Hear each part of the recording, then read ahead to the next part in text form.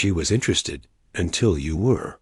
That flicker in her eyes, the curl at the corner of her mouth, it was real. But then, the moment you leaned in, revealed your hand, showed that she had succeeded in seducing your attention, she vanished. Not in body, perhaps, but in energy, in intrigue, in effort. It is the paradox that haunts the modern man. Why does desire decay the moment it becomes mutual? Why does the chase energize her, yet your pursuit annihilates her attraction? At the heart of this lies a law, cruel, and inescapable. Machiavelli knew it not only in politics, but in the most delicate affairs of seduction. The law of withdrawal. Power is not something you grasp for, it is something you bleed away when you chase. She cannot obsess over what is already possessed. Obsession, real obsession, is born from absence, from mystery, from the strategic retreat that forces her psyche into confusion, discomfort, and craving. The promise of this video is this: by mastering withdrawal, not as cowardice, but as dominance, you will unlock a shift in her that no words can create. This is not about playing games. This is about rewiring her instincts.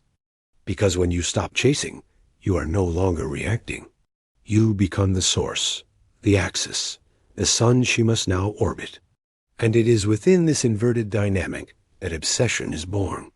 This script will expose the hidden mechanics of this transformation, not in abstract terms, but in precise, escalating scenarios where power is either seized or lost.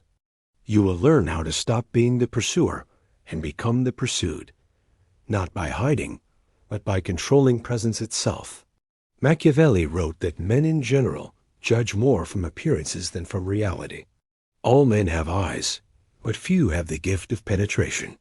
In love, as in politics, withdrawal is not the absence of interest, it is the performance of higher value. The refusal to perform need. The art of being wanted more by offering less. And so, let us begin with the first application of this principle. A setting familiar, yet riddled with concealed psychological traps. The text she sends late at night, not with urgency, but with playful ambiguity. She says, "Hey, you still up?" Innocuous, harmless, a simple question. But beneath this simple line lies the first hidden test. She is fishing, not just for presence, but for position. She wants to confirm whether you're still orbiting her. She wants to know if she still occupies the center of your attention. Why? Because female desire, biologically, is wired not for comfort, but for tension. She doesn't want to feel safe in your affection. She wants to feel pulled by it, to feel uncertainty transformed into excitement. That message is not just a test of responsiveness. It is a test of where you stand. Are you still waiting? Still available? Still hers to command? Most men fail immediately. Their response is instantaneous, eager, full of emojis. Yeah, what's up? Or worse, of course. I was just thinking about you. They interpret the message as an invitation when it is in fact a reconnaissance mission. They think they're winning by being warm and present. But psychologically, this telegraphs everything she subconsciously dreads. He has no mystery. He is still chasing, still waiting. He has no life that eclipses her. He is not the sun, he is the moth, flapping toward her flame. And in her mind, that flame dims instantly. She cannot chase what's already caught. The weak response kills attraction by annihilating distance. And distance, Machiavelli knew, is where power hides. It is the space between what she wants and what she can't quite grasp. The weak response tells her, "You've already won me. There is no tension, no conquest. I am yours entirely." And this kills everything. But now imagine the power response, not cold, not rude, but deliberate. You read the message, you feel the pull, but you wait, not out of spite, but out of abundance. Hours pass. The moon has already completed its arc. She's seen that you read it, and yet no reply, Morning arrives. She stirs, checks her phone. Still nothing. Her breath catches. And then it begins not anxiety, but something deeper, psychological dissonance. The story she told herself, that you were hooked, that you were orbiting her, has fractured. Your silence is not emptiness. It's strategy. It's structure. And when you finally respond at noon, casually, with a message that deflects the subtext, "Yeah, I was up finishing something. You good?" She is no longer holding the reins. Now she's spiraling. That single delay rewrote the script. You became a man with an inner world, a mission, a frame. Your time is not dictated by your whims. It is guarded, curated, scarce. That scarcity, Machiavelli's favorite weapon, becomes magnetism. You are not hostile. You are elusive. You have inverted the dynamic. And now she is chasing not a man, but an enigma. This is Machiavellian not because it is manipulative, but because it is rooted in asymmetry. He who desires least holds the power. And in your silence, she feels the asymmetry collapse on her. She's no longer sure. She needs to see you, hear your voice, feel that attention again. Obsession is born when access is unpredictable. And in this single moment of withdrawal, you have planted the seed. Her perception of you, formerly stable, soft, known as cracked, now it is shifting, expanding, darkening.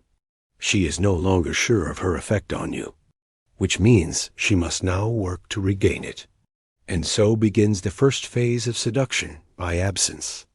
Not withholding to punish, but to provoke pursuit. Next scenario. You've been seeing her for a few weeks. Dinners, laughs, touches. The energy is real. But now she pulls back, cancels plans, says she's just been busy. The test is clear. Will you flinch? Will you chase to preserve what you think you're losing? Or will you embody what Machiavelli called cold calculation? Not emotionally reactive, but strategically composed. The average man panics. He texts more. He calls. He tries to clarify. He says things like, "I just want to make sure we're still good," or "I really like where this is going."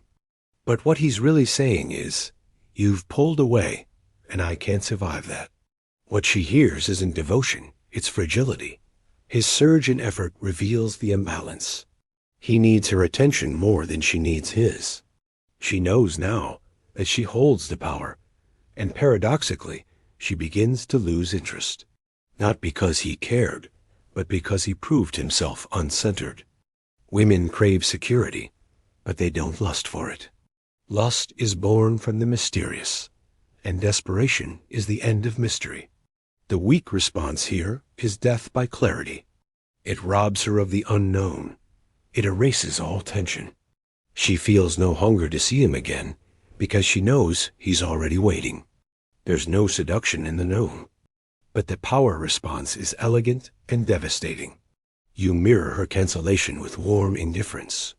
No worries. Things get busy. No follow-up. No new suggestion. You vanish. A day passes. 2. No contact. No flinch. She feels the weight of her choice now, not in guilt, but in absence. And that absence, unlike pressure, creates space for her desire to expand. Then subtly, you post a story. It's you somewhere alive. With people. With movement. She sees it. And something dark and chemical stirs inside her. You didn't wait. You didn't mourn the canceled night. You redirected. Machiavelli wrote that injuries should be inflicted all at once, but benefits should be given little by little. Your silence is the injury sharp, definitive. But your reappearance, indirect and confident, is the first hint of a benefit. It awakens something primal. Doubt. Doubt is the gasoline of female obsession. In that void, she wonders, where is his attention now?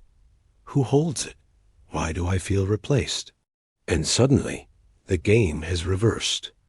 In this third scenario, the stage is digital, but the stakes are ancient. you've begun engaging with a woman on social media. She likes your posts, reacts to your stories, drops playful comments. The attraction is real, but it hasn't moved to the physical yet. Then, one day, she posts a seductive selfie. A subtle trap.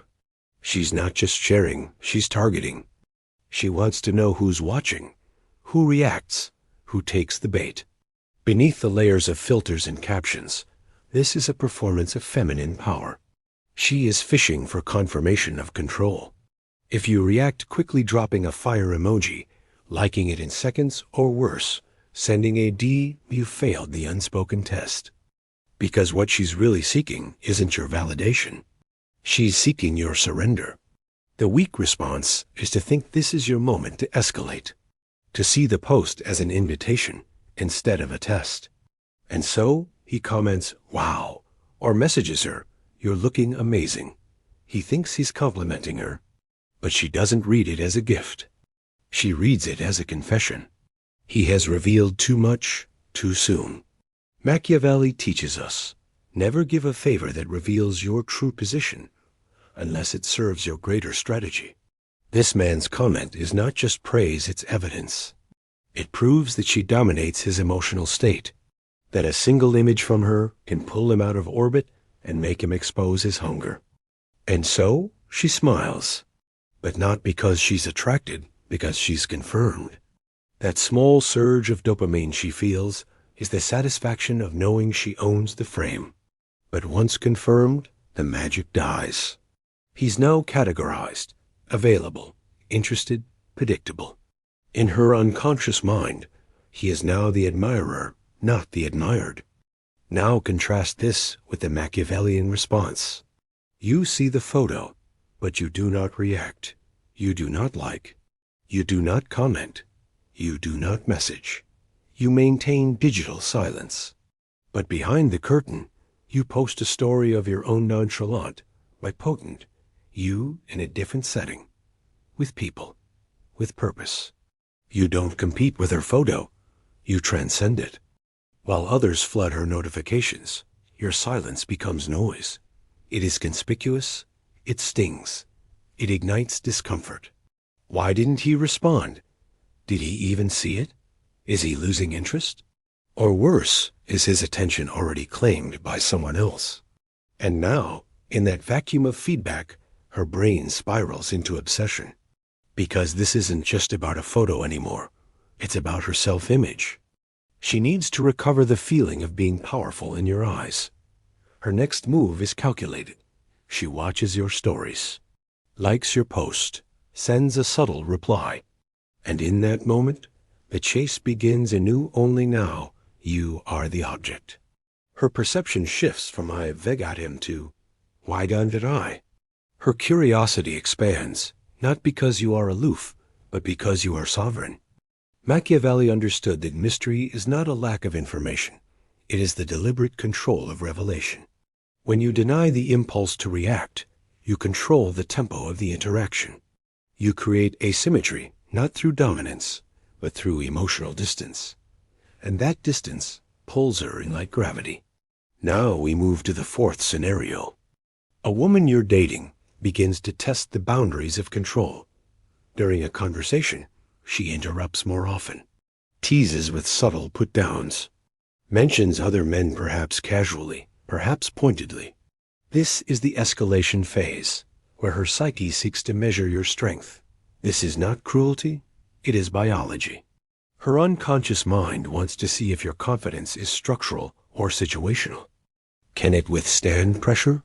Or does it collapse under comparison?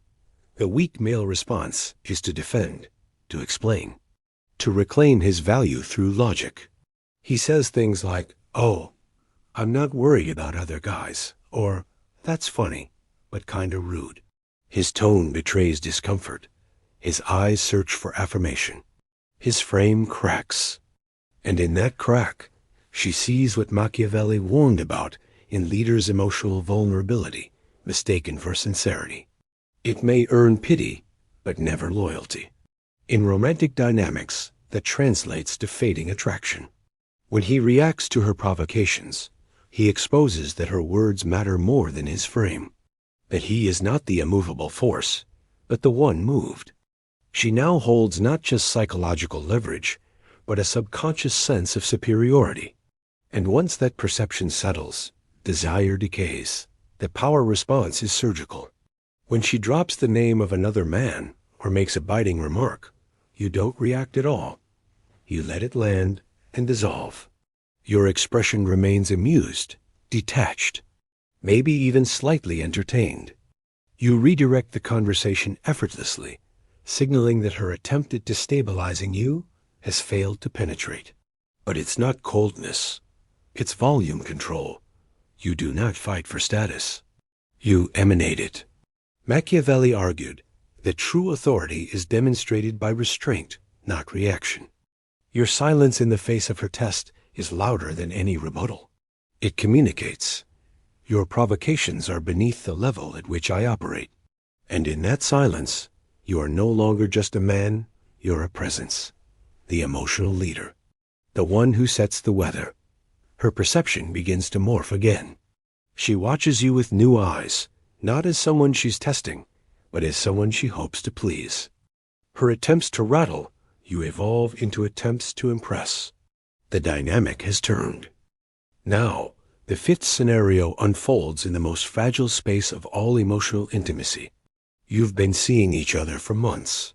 The relationship has settled into routine. The spark feels dimmer. She begins expressing frustration. Not overtly, but in withdrawal. Less affection. Delayed replies. Subtle coldness. Her psyche is testing again, not out of cruelty, but survival. Women are biologically designed to attach to strength.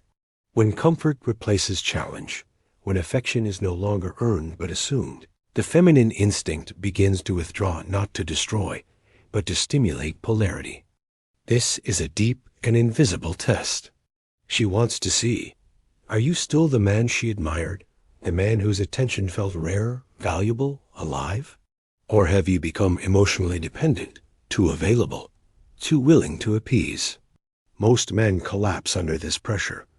They initiate the talk. They ask if everything's okay. They express concern with heavy emotion. I feel like something's off between us. I just want to make sure we're good. These sound noble, even responsible. But psychologically, they are catastrophic. They signal insecurity. They announce a craving for reassurance.